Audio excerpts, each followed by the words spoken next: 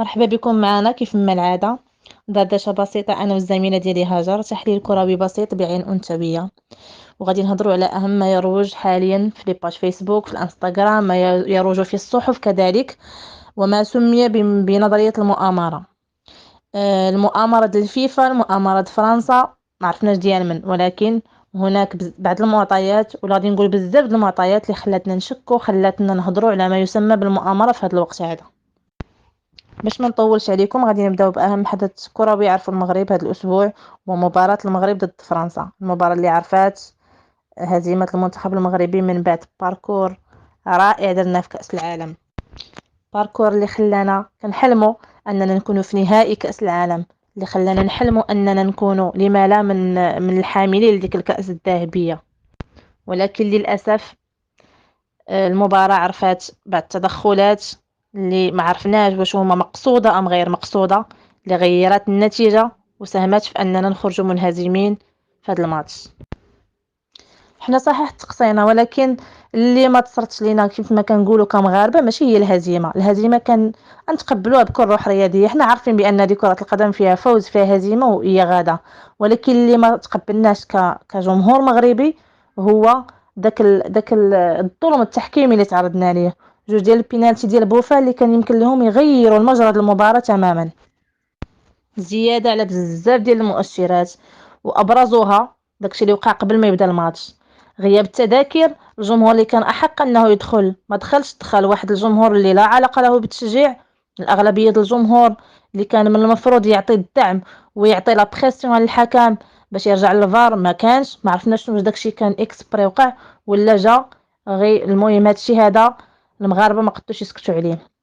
هذا شويه من بزاف، لان يمكن حنا ما بغيناش نبقاو نهضروا على نظريه المؤامره باش ما نبقاوش نتسماو حق المغرب ضحيه. يمكن حنا كنا ضحيه ديال الفيفا، ولا ضحيه ديال مؤامره ديال فرنسا، ولا شي حاجه وراء الكواليس اللي حنا ما عارفينهاش. المهم بزاف ديال المغاربه، لانه ماشي رائد واحد وماشي رائد جوج وماشي رائد ديال ثلاثه، الاغلبيه وكان الاجماع يمكن من عند نص المغرب، بانه نص الجمهور المغربي بان هناك شيء ما قد قرر. شنو وقع ما عرفناش، لان باش نشوفوا داك الظلم التحكيمي وتا شي واحد ما رياجه، حتى شي واحد ما حاول يدير حتى شي رياكسيون. ما فهمناش شنو فين كاين الاشكال، فين كاين ما صراحه انا كنت ضد هذه الفكره. حنا ماشي كنأيدوا هاد القضيه ديال هناك نظريه المؤامره ام لا، ولكن ملي كيوليو بزاف الدلائل كيخرجوا في نفس الوقت، بزاف ديال القرارات خرجوا من بعد المباراه ديال فرنسا والمغرب، هنا الجمهور المغربي بدا كيتاكد، بدا كيعرف بان شي حاجه وقعات، شي حاجه هناك شيء ما وراء الكواليس. حنا من حقنا كجمهور حنا نعرفوا، من حقنا كجمهور كان عندنا عقدنا الامل على اننا نكونوا في النهائي، عقدنا على الامل على اننا يمكن نهزوا الكاس. من حقنا اننا نتسائلوا، ومن حقنا اننا نلقاو الاجوبه اللي غتشفي الغليل ديالنا. هاجر شنو بان لك؟ شنو زعما الراي ديالك في هذا الشيء هذا؟ أكيد زميلتي آمنة كنشاطك رأي. فكما يقال داخل الوسط الكروي المغربي على أن المغرب يعني في هذه المباراة تغدر. يعني كاين بزاف ديال المؤشرات اللي كتدل على أنه يعني كما يقال بين قوسين أنه خضع لواحد المؤامرة، وذلك بداية بحضور الرئيس الفرنسي ماكرون لأول مباراة المنتخب ديالو، وكذلك غياب ممثل من المملكة المغربية الشريفة، وعدم حضور الأمير القطري للمباراة. وهذا الشيء ما عهدناش، لأن الأمير القطري كان دائما متواجد في مباريات المنتخب المغربي، ودائما كيفرح في حالة فوز المنتخب الوطني المغربي. فيقال على أن غياب يعني الأمير القطري هو بروتوكول، باش أنه ما يطيحش في واحد النزاع سياسي، فيعني ما يبقاش موراه القيل والقال، يعني على انه جلس في راس مع رئيس الفرنسي. يعني هو تفادى هاد الامر هذا، وقرر على انه ما يحضرش.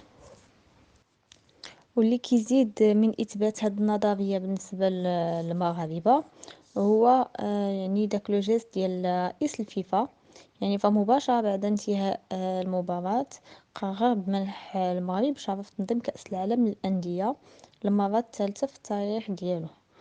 وهذا القرار فهو جا في واحد الوقت سريع بدون سابق انذار، وهادشي اللي خلاه يتطرح بزاف ديال الاشكاليات.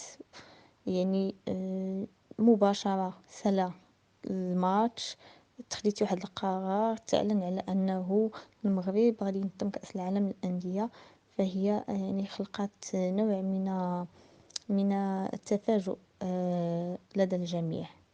وممكن على أن نقول هذا القرار جا كنوع من إسكات الأفواه. وحاجة أخرى هو على أنه الفيفا يعني عينت حكم قطري اللي غادي يقوم بإدارة مباراة الترتيب ضد المنتخب الكرواتي. فممكن لأن هاد التعيين جا باش إغضاء الخواطر، وكذلك نوع من المحاباة. وطبعا في النهاية هو نزول الرئيس الفرنسي مستودع ملابس المنتخب المغربي، واللي هي سابقة في التاريخ. ومشناش يعني بهذا البروتوكول من قبل. وش نقول لك عموما كيف ما قلتي سابقا على ان الحكم المكسيكي اللي تغاضى على بزاف ديال القرارات اللي كانت في صالح المنتخب، بالاضافه الى التغيير النهج التكتيكي من طرف المدرب. يعني هنا كيتطرح عدة علامات استفهام داخل الوسط الكروي المغربي. فحنايا يعني هاد القراءة المختصرة يعني فاحنا نقلناها يعني عما يروج في مواقع التواصل الاجتماعي، وكذلك في المقاهي وحديث اليوم.